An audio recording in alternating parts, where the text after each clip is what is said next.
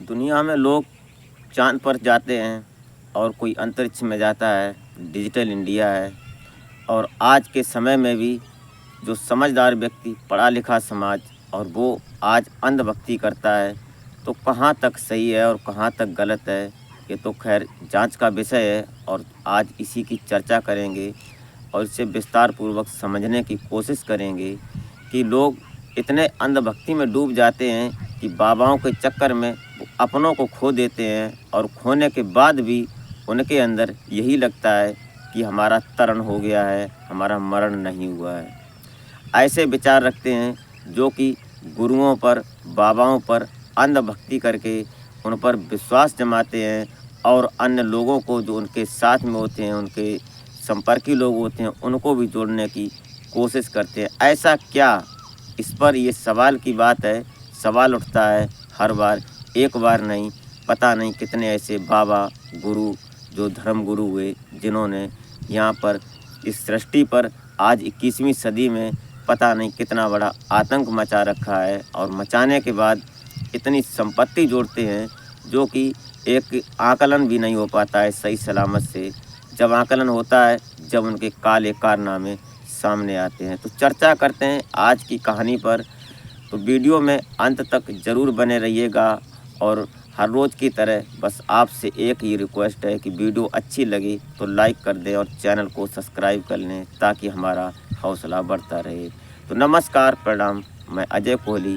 आज की जो सच्ची घटना मैं आपको सुनाने जा रहा हूँ, ये घटना हमारे देश से भी है और विदेश से भी है। हमारे देश में अभी एक फ़िलहाल में बाबा की चर्चा चल रही है, जो कि नाम तो साकार विश्वहरि, परमात्मा, भोले बाबा, कई एक नाम है उनके, उनकी चर्चा चल रही है। और उनकी चर्चा क्यों न हो, वो रहने वाले उत्तर प्रदेश के कासगंज के, और जो ये पटियाली होता है, बहादुरपुर गांव के रहने वाले होते हैं। एक छोटे से परिवार में जन्म हुआ इनका। 4 भाई होते हैं, 4 भाई में एक ये बड़े दिमागदार निकले, जो कि इन्होंने ऐसा काम किया, पढ़ाई अच्छी थी, पढ़ने के बाद ये पुलिस में भर्ती होते हैं। पुलिस में भर्ती होने के बाद फिर ये आगे बढ़ते जाते हैं और इंटेलिजेंस ब्यूरो में, इनका जो गुप्तचर विभाग होता है पुलिस का, उसमें सेलेक्ट हो जाते हैं। और वहाँ रहने के बाद 17 साल काम करते हैं। फिर उसके बाद कुछ इनके ऐसी गलतियाँ सामने आती हैं जो कि ये पकड़े जाते हैं और फिर जेल में जाते हैं। जेल में जाने के बाद इन्होंने करोड़ों की संपत्ति जुटाई और फिर एक सिस्टम बनाया कि ये गांव में बैठने लगे, और गांव में धीरे धीरे इन्होंने शुरुआत की। नाम था इनका सूरजपाल जाटव, और अब जाने जाते हैं साकार, नारायण साकार विश्वहरि। बड़ा तगड़ा नाम है और बड़ी अच्छी रसूखदार बात थी इनकी। लेकिन धीरे धीरे इन्होंने सत्संग गांव से शुरू किया। इन्होंने सोचा कि लोग भ्रमित होते हैं, पुराने समय की बात थी, फ़ोन थे नहीं, टीवियाँ थी नहीं, किसी किसी के पास होती थीं। अब ये लोगों को भ्रमित करने लगे। फिर इन्होंने धीरे धीरे अपना रसूख जमाया। अब ये एक बड़े धर्मगुरु बन गए और लोगों को भ्रमित करने लगे। भ्रमित इस प्रकार किया कि इन्होंने अपना नाम ही भगवान रख लिया, स्वयं भगवान बन गए। कभी एक पिक्चर आई थी जिसमें बोलते थे, एक पिक्चर में बोलते हैं कि हम भगवान हैं, और ऐसा ही इन्होंने भी किया कि अपने आप को स्वयं नारायण बताने लगे और भगवान का अवतार बताने लगे। जो अवतार बताते हैं कि हम भगवान विष्णु का अवतार हैं। अब इनकी बात, इनकी संपत्ति लगभग 100 करोड़ की संपत्ति आकलन हुआ है अभी तक। जो मैनपुरी में इनका आश्रम है, अभी जो हाथरस में कांड हुआ, इसमें लगभग 123 लोगों की मौत हो गई। उनमें से जो हमारी सृष्टि को रचाने वाली और हमारी इर्द गिर्द हमारी जो जीवनचर्या चलाने वाली महिलाएं होती हैं, उनमें लगभग 108 महिलाओं की मौत होती है, जिनके घर उजड़ गए। एक माँ छिन गई, एक बहन छिन गई, एक बेटी छिन गई, एक पत्नी छिन गई। अब उन परिवारों से पूछा जाए, लेकिन अभी भी वो लोग ये बात मानने को तैयार नहीं होते हैं कि हमारे ये भगवान हैं, उन पर इतना अटूट विश्वास है। कारण क्या कि जो साकार विश्वहरि हैं, ये अपने आप को, इन्होंने एक समोर मंत्र होता है, उस समोर मंत्र के जरिए कई एक हिप्नोटाइज करने वाली किताबें भी आईं, और उनमें लिखा है, साफ उल्लेख है कि किसी को हिप्नोटाइज करना है तो किसी के आसपास, जैसे कि मान लो उसकी पेन को घुमाया और उसकी नज़र को बोला कि 10 मिनट तक हमारी तरफ देखो। तो उसने जब 10 मिनट तक देखा तुम्हारी तरफ, तो वो तुम्हारी नज़र में बंध जाता है, और बंधने के बाद फिर तुम जो बोलोगे फिर वही करेगा। 2 और 2 10 बोलोगे तो 10 ही बोलेगा, 2 और 2 4 नहीं बोलेगा। ऐसा इनके पास था सिस्टम, और ये खासकर महिलाओं को अपने कब्जे में करते थे। इनके कई काले कारनामे हैं, वो जो बड़ी बड़ी मीडिया हैं, प्रिंट मीडिया हैं, उन पर आप देख सकते हैं, देख रहे होंगे कि इन भोले बाबा साकार बिश्वरी का पर्दाफाश हो गया है, और ये आज भाग रहे हैं। जो मैनपुरी का इनका आश्रम था, वहाँ पकड़े जाने की संभावना थी, मिलने की संभावना थी। ये इनका आश्रम है, अंदर से इतना महलनुमा बना हुआ है, जो रिसोर्ट बोले तो ज़्यादा अच्छा रहेगा, क्योंकि एक आश्रम के अंदर भीतर जो लग्जरी सुविधाएं होती हैं, वो इतनी सुविधाएं तो कोई जो बैंकेट हॉल होते हैं, जो लग्जरी होते हैं, वहाँ भी नहीं होती है। ये जो आश्रम बना है, ये 21 बीघा ज़मीन में बना है, और किसी समय ये दान स्वरूप में इन्होंने लिया हुआ था। इतनी बड़ी संपत्ति है। 24 आश्रम बने हैं पश्चिमी यूपी में, जो आज ये संभल में देख लो, या और वगैरह वगैरह बहुत आश्रम हैं इनके। और फॉर्चूनर गाड़ी होती है इनके पास, बड़ी लग्जरियाँ गाड़ी हैं, बड़ी शान और शौकत से जीने वाले, और आज ये फंसे हैं एकदम स्टाइलिश रहने वाले बाबा, और आज भाग रहे हैं जब इनके भक्त इनके पीछे जान लुटा देते हैं, इनके केवल पैरों की मिट्टी लेने के लिए। ये अंधविश्वास नहीं है तो क्या है। इसी की चर्चा चलते चलते आज एक चर्चा फिर हुई, और उस चर्चा में एक बाबा का फिर खुलासा होता है। एक बाबा होता है जो राजेंद्र कालिया, ये हिंदुस्तान का रहने वाला, और ब्रिटेन में जाकर इसने अपना साम्राज्य किस प्रकार खड़ा कर लिया, वहाँ जाकर इतना बड़ा महात्मा बन गया, वहाँ धर्म गुरु बन गया।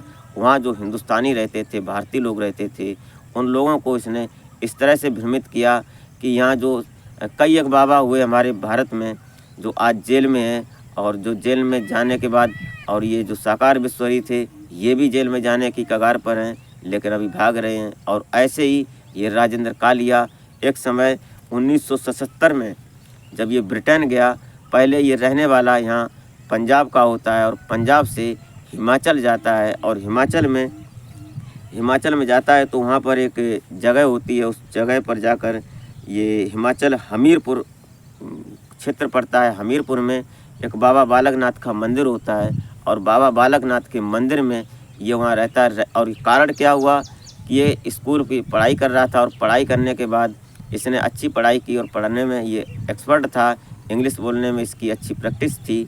और उसके बाद ये पढ़ते पढ़ते अचानक इसकी जब पूरी पढ़ाई हो जाती है, तो ये सोचता है कि अब कहीं नौकरी की जाए।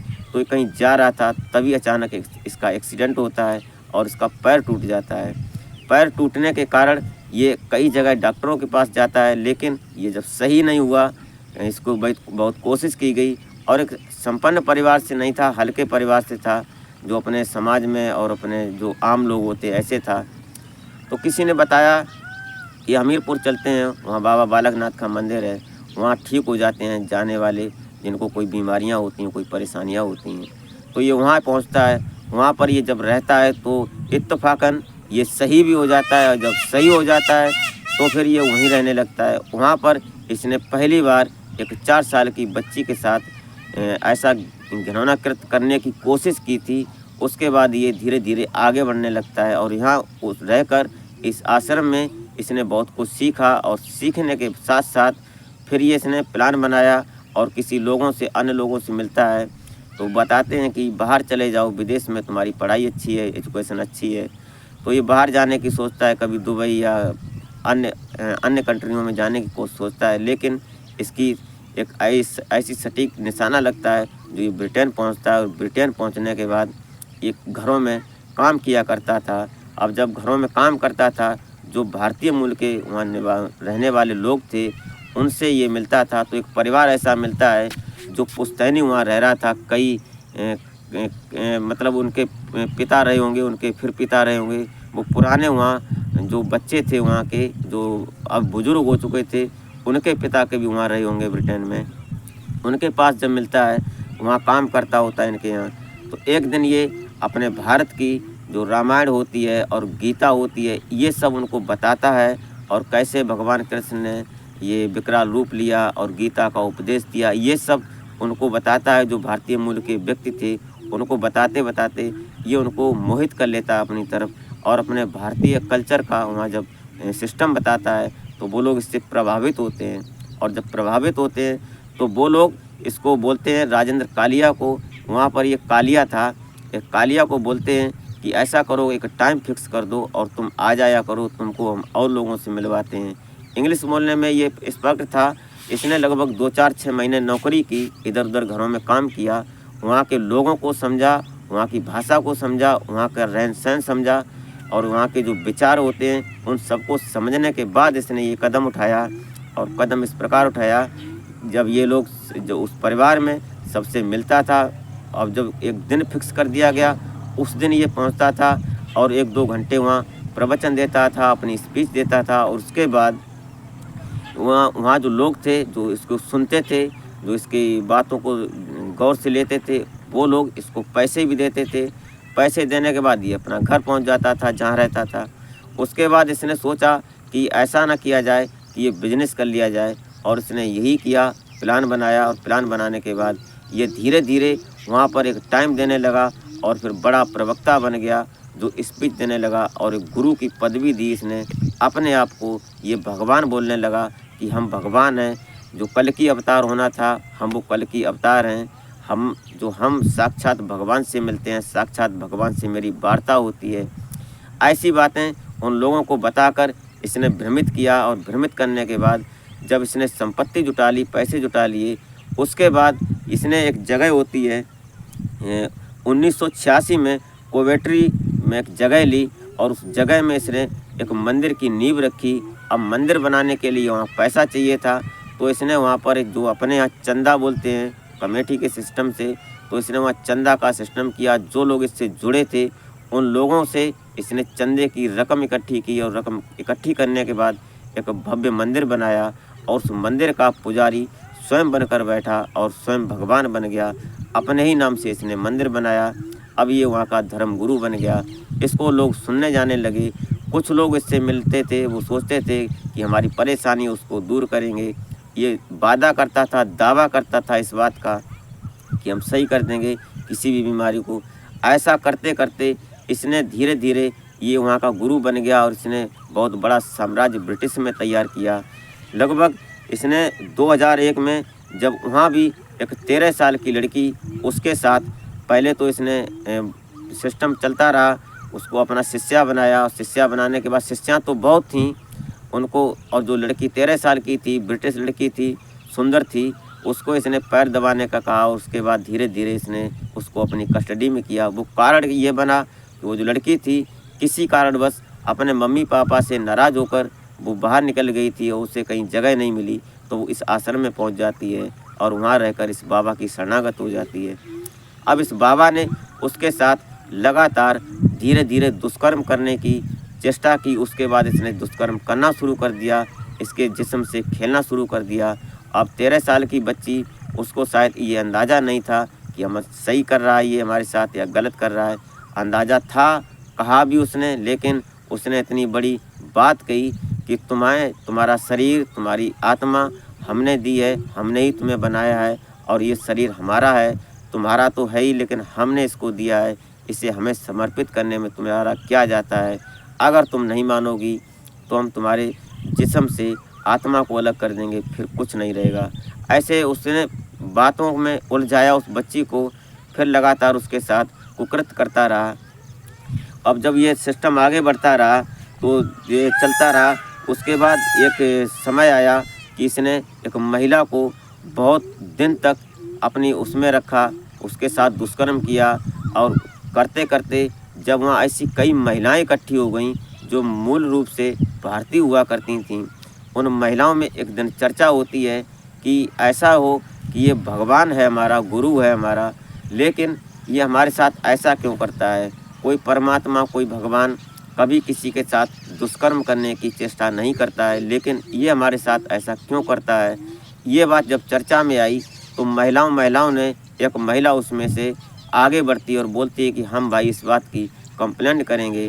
अब कंप्लेंट करने की बात जब सामने आई तब जाकर वहाँ जब कंप्लेंट होती है तो वहाँ के न्यायाधीश Marty Spector royal court of justice होते हैं, ये इस बात को संज्ञान में लेते हैं। उनके जब सानिध्य में ये केस पहुंचता है तो जो महिला होती है उसने अपने बयान में बताया कि इस पुरुष ने, इस बाबा ने, जो गुरु बनकर बैठा है, भगवान है, हमारा सबका भगवान बताता है अपने आप को, और ये पता नहीं 13वां 14वां जो अवतार होता है, कल की अवतार, वो अवतार बताता है। इसने हमारे साथ 1320 बार रेप जैसी वारदात को अंजाम दिया है, हमारे साथ घिनौना कृत्य किया है। 1320 बार जब उसने कबूला, उससे अन्य महिलाओं ने इस पर कई बार टिप्पणी की, कहा कि न्यायाधीश के सामने, वहाँ जजमेंट में ये बात सामने हुई कि हमारे साथ भी इसने दुष्कर्म किया। जब कई एक महिलाओं ने किया तो इस बात पर ये जो न्यायाधीश होते हैं मार्टी स्पेचर, जो रॉयल कोर्ट के सानिध्य में थी बात, अब इस पर मुकदमा चल रहा है और कोर्ट में ये मामला लंबित है। अब ये बाबा बोलता है कि हमने किसी के साथ कुछ गलत नहीं किया है। अब ये बोलता है कि अगर कोई कर रहा है, कोई कानूनन हमारे ऊपर केस करना चाहता है तो स्वतंत्र हैं, वो कुछ भी कर सकते हैं, लेकिन हमारी ओर से कोई गलती, कोई कमी नहीं है। ये बाबा का ये दावा है। और इधर ये जो साकार विश्वरी होते हैं, इनका भी ये दावा है कि जिस दिन आश्रम में ये भगदड़ मची, वहाँ लगभग 123 लोगों की मौत हुई। उनमें बच्चे और महिलाएं ज़्यादा हैं, जो 108 महिलाएं और बच्चे सहित सबकी जो हत्या हुई है, जो मौत हुई है, उसमें साकार का ये सामना तो हुआ नहीं है, लेकिन वहाँ के जो सेवादार हैं, उनके पक्षपात करने वाले, जो उनकी एक स्पेशल आर्मी है, उनमें से जो मेन सेवादार होते हैं, वो बोलते हैं कि बाबा ये सत्संग होने के बाद निकल गए थे, उसके बाद भगदड़ हुई। अब इसमें ये जांच का विषय है। इसमें उत्तर प्रदेश के मुखिया माननीय मुख्यमंत्री योगी आदित्यनाथ जी इस पर सख्त नाराज़ हैं। उन्होंने जांच खास से खास 24 घंटे में रिपोर्ट मांगी है।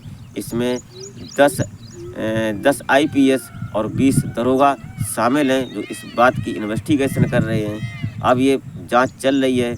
अब इसमें साक्ष्य तब मिलता है जब एक रिकॉर्डिंग सामने आई, जो मैनपुरी से निकलते हुए बाबा जब जा रहे हैं, तो उस टाइम ये वहाँ CCTV कैमरे में जब कैद हुई बात, तो पता चलता है कि जिस समय भगदड़ हुई थी उससे पहले बाबा यहाँ पर मौजूद थे।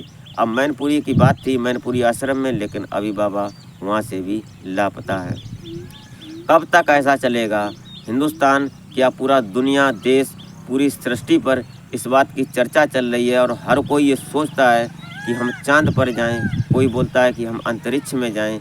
अभी एक बहन हमारी जो अंतरिक्ष में फंसी हुई हैं, जो हमारे हिंदुस्तान से, हमारे भारत से हैं, हमारी इंडिया से हैं। अब ये बात सोची जाए कि पढ़े लिखे समाज में, आधुनिक काल में, 21वीं सदी में लोग अब भी इन बाबाओं के चक्कर में अपनों को खो दे रहे हैं, अपना नुकसान कर रहे हैं, अपना समय खराब करते हैं, अपनी संपत्ति खराब करते हैं। जो हम मजदूर वर्ग का लोग होता है, जो मेहनत करता है, वो मजदूरी करके पैसा इकट्ठा करता है, वो पैसा अपने बच्चों को नहीं खिलाता है, अपने बच्चों के लिए कपड़े नहीं लाता है, लेकिन उन बाबाओं के चक्कर में दान करता है। अब ये बाबा साकार होते हैं, ये बोलते हैं कि हमारे यहाँ कोई चढ़ावा नहीं चढ़ता है, हमारे यहाँ कोई पैसा नहीं लिया जाता है। अगर पैसा नहीं लिया जा रहा है तो ये इतनी बड़ी संपत्ति, लगभग 100 करोड़ की संपत्ति कैसे बनी और कहाँ से आई, ये भी जांच का विषय है। इस पर जांच चल रही है। तो दोस्तों, आज का घटनाक्रम सुनाने का उद्देश्य आपको हैरान परेशान करना नहीं है, नहीं किसी की भावनाओं को विचलित करना है, नहीं किसी की भावनाओं को ठेस पहुंचाने का मतलब है। सिर्फ और सिर्फ एक सामाजिक जागरूकता है और एक सामाजिक संदेश है कि हम स्वयं सुरक्षित रहें और अपने परिवार को स्वयं सुरक्षित रखें। ऐसी हम आपसे कामना करते हैं और ईश्वर से कामना करते हैं कि स्वस्थ रहें और मस्त रहें और अपने जीवन में खुशहाल ज़िंदगी जिएँ। तो वीडियो अच्छी लगी हो तो लाइक कर दें और चैनल को सब्सक्राइब कर लें, ताकि हमारा हौसला बढ़ता रहे। तो मिलते हैं फिर नेक्स्ट वीडियो में, तब तक के लिए नमस्कार।